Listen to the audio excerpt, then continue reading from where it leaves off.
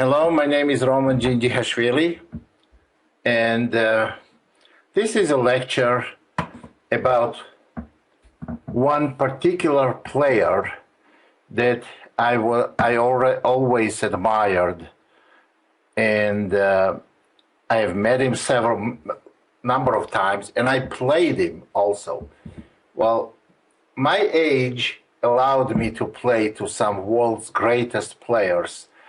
Well, and most of them passed away. And I'm talking about players like Keres, Botvinnik, Bronstein, Smyslov, and number of others. I was a young player then, but I played them all, and I spoke to them. I have a lot of memories of them in a social life, on a chessboard. Well, I want to show you a couple of games of a player, of one of the most original players ever lived. I'm talking about David Bronstein. David Bronstein passed several years ago, but he was one of the most original chess player ever lived, and one of the most original human beings ever lived. It was very interesting to have a conversation with him about chess, about life, about many different aspects of life. And he always had some psychological input, and he thought about most of the things not too many humans think. Well, and his chess was, of course, on the highest level there can be. He could have been a world champion if there perhaps, I don't want to make any claims, but if there was no outside interference of Soviet Union government, he could have been a world champion, maybe not, but we are not to discuss here political issues. I want to show you a couple of extraordinary games, that not very well-known games by Bronstein, but a couple of extraordinary games. This game was played between David Bronstein and another super player, Efim Geller. Game was played in 1961 in Moscow, almost half a century ago. D4, Bronstein is white, knight f6, c4, e6. The interesting thing about this game, it's very straightforward. It doesn't require too much comments. A3, bishop takes c3, pawn takes c3, castles. Well, modern theory does not recommend to castle right away. b6 is a better option, trying for bishop a6. Well, for example, if f3, bishop a6, trying for knight c6 and knight a5. This is one option, and there are other interesting continuations, including c5. However, castling was played. f3, trying to get pawn supremacy after e4, pawn superiority at d5, cd, ed, e3. Now, this position is typical Nimzo-Indian position where black has no problem developing pieces. They have space, but white has this extra pawn in the center. And if they eventually make e4 through, they may have very dangerous position. Well, bishop f5 was played. knight e2, knight bd7, knight f4, and after c5, bishop d3, bishop takes d3, queen takes d3. White has very good center support and potentials to play e4. And after rook e8, castle, rook c8. It looks like black is doing very fine. They have both rooks placed on very nice open or semi-open files.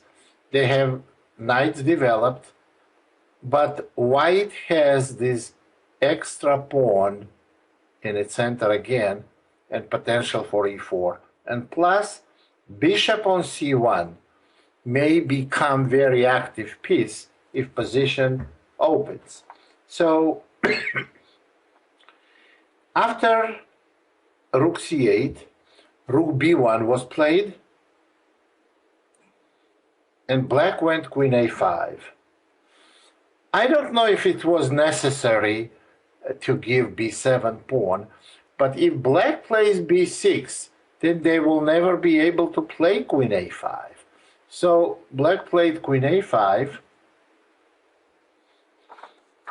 rook takes b7, and I have to point that Geller was always much rather give up a pawn than play in passive position. And also when he played knight b6, he had an idea of taking on d4 and penetrate on c file, or maybe even play knight c4. So, and also white's rook on b7 may be in danger. So in this position, g4 was played by white, h6, h4. Well, I did say that Bronstein is very, very original and unpredictable player. Well, the other player was, I could say the same about, was Bent Larsen. But after g4 and h4, this is all standard and typical play for this kind of position. You don't see any originality yet. Well, after c takes d, I don't know what player wouldn't play here c takes d. I know I personally wouldn't have spent more than, I don't know, 30 seconds or something, but not Bronstein. He played g5. This is very original. He was master of attack and an absolutely brilliant player. g5, he foresaw position 3 moves from now, and game ended in 3 moves from now. D takes c. There was a piece sacrificed by white, by black. G takes f, and rook takes c3. Black Geller had really some hopes for compensation, to get some compensation for a piece. But the move queen g6 that was missed by black immediately ended the game. This is a forced mate, threatening queen takes g7, very harsh reality, mate in 1. And after black took the queen, there is mate in 2 moves. Same would have been after king h8. Very interesting flashing game reflecting David Bronstein's style. I remember I played with him several times myself. But that wasn't, when I played him, it wasn't the same Bronstein, because I played him in Russia before I left, in some Russian championships, in a first league championship. But that was already ailing Bronstein, and nevertheless, you could see He wasn't as sharp as he used to be on the peak of his career, but you could see that his style, his aggressiveness, his originality has not changed. What changed is he wasn't just as sharp. And I had some very enjoyable, very, very interesting games. Well, because the reason why I had such a interesting games against him, because when I played him those games, I liked to attack, and I liked, getting very aggressive positions. And some people would restrict your attacks, but Bronstein was the other player. He will let you attack. He will counterattack you, and when you play with him, you know that one of us will get checkmated. So knowing that it was like a game to a death, kill or be killed, and that's why he was such an original player.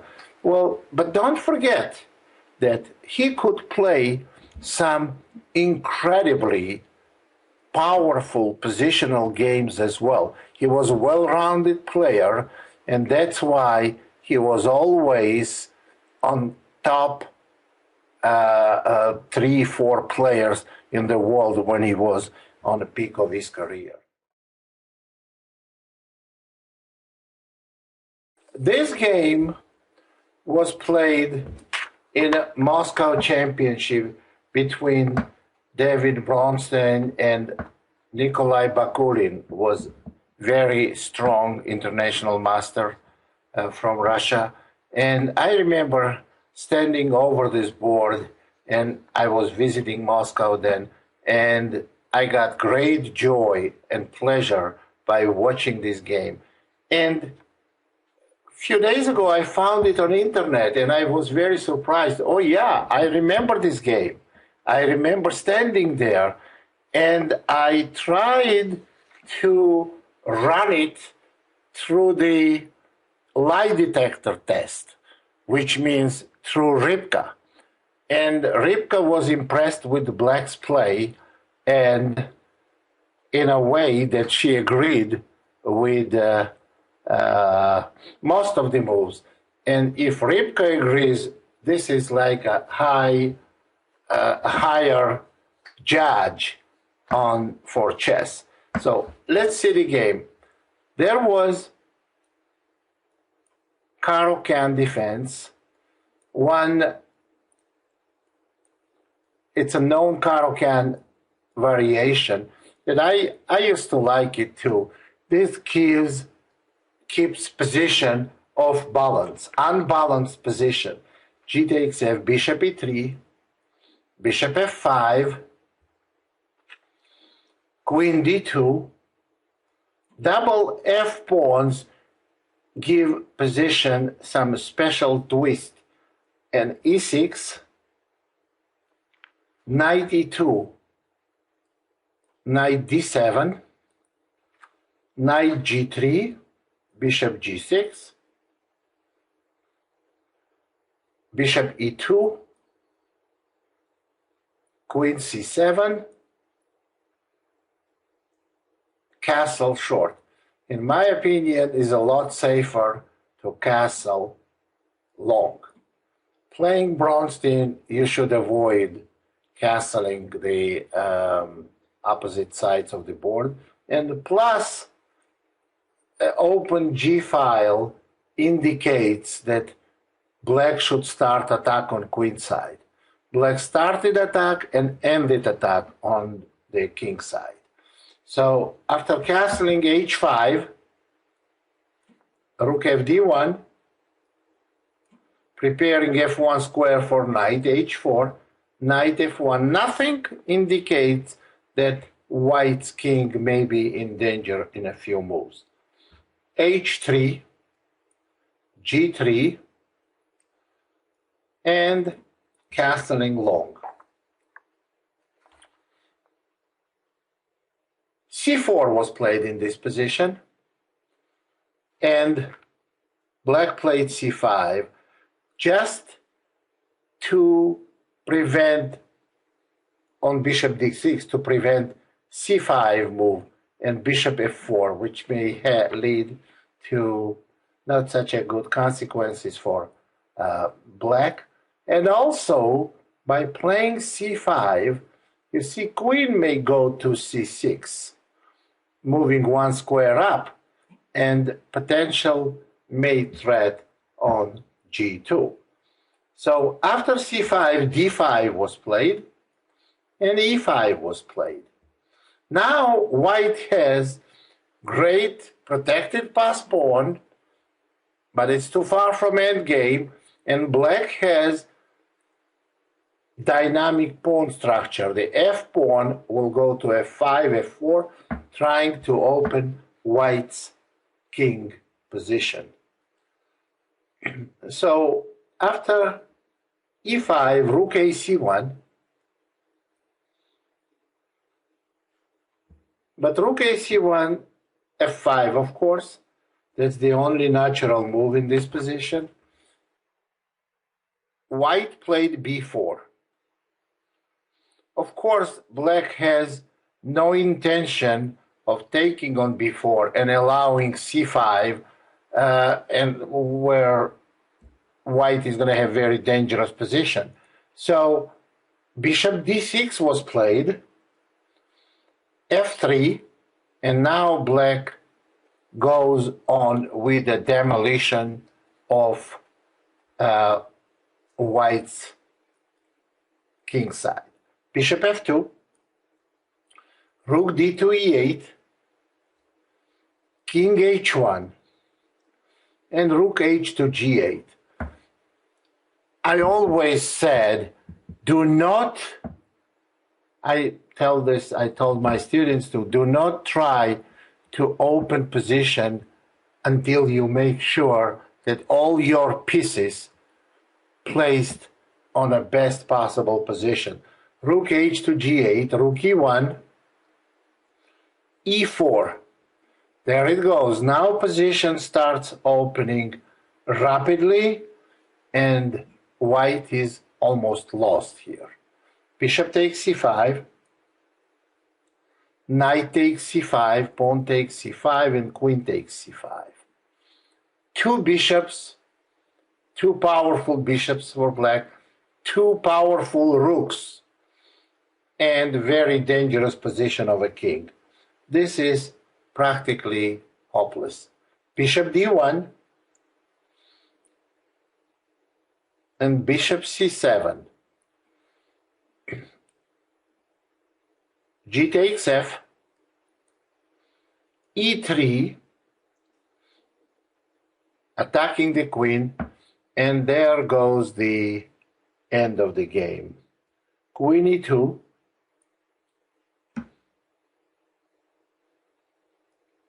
bishop d3. Super powerful move, forces white to take on d3, and now rook g1 check. I remember seeing this move played in front of my eyes. King takes g1, e2 check. Now king h1 is out of question, because after queen f2 it's simply a mate and nothing short of a mate. So knight e3 was played, rook takes e3, queen f5 check, rook retreats, and white's king is in check. King h1 is forced, only legal move, and after queen f2, white simply resigned. There is queen g2 mate threat, and on rook takes e2 there is queen f1 checkmate. It's absolute destruction of white's king side. Played for the player of Bronstein's caliber, that wasn't much of a performance, because white's defense wasn't on highest level. But if you go and look at his games, the best games that he played, he played them on against world's best players, and you will see that he was doing the same things with them positionally, tactically, and in every possible way. One of the best players that ever lived, and one of the greatest talents that ever lived. I hope you enjoyed it. Thank you very much, and we will see you soon.